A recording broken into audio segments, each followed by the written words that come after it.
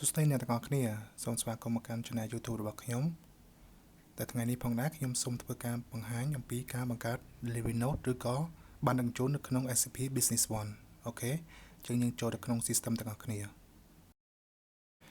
កាលពីវីដេអូមុនខ្ញុំបានធ្វើការបង្ហាញអំពីការបង្កើតបានដឹកជញ្ជូនឬក៏ SO ហើយក្នុងវីដេអូនេះផងដែរខ្ញុំសូមធ្វើការបង្ហាញពីការបង្កើត Delivery Note ដើម្បីបង្កើត Delivery Note ឬក៏បានដឹកជញ្ជូនបានទី1យើងចូលទៅក្នុង Delivery Note ដែលមាននៅក្នុង Cell AR បន្ទាប់ពីបានចូលទៅកាន់ Delivery Function ហើយនេះគឺ Screen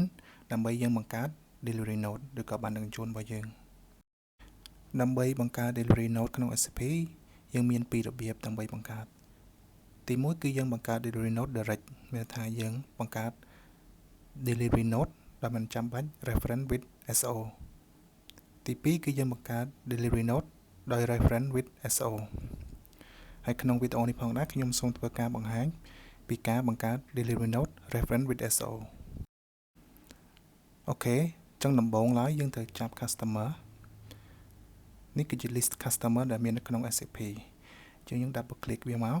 ដើម្បីយក Customer Lionel ហ្នឹងនោះធ្វើ Delivery Note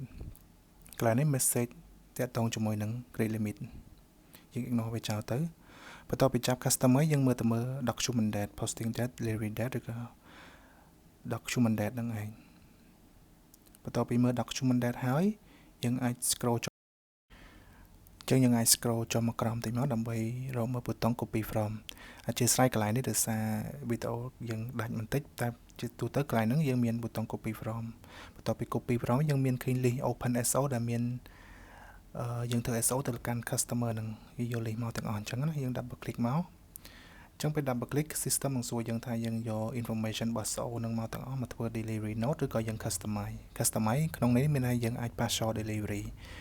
ដឹកជាលក្ខណៈបន្តអញ្ចឹងណាយើងមិនមែនដឹកម្ដងទាំងអស់ទេ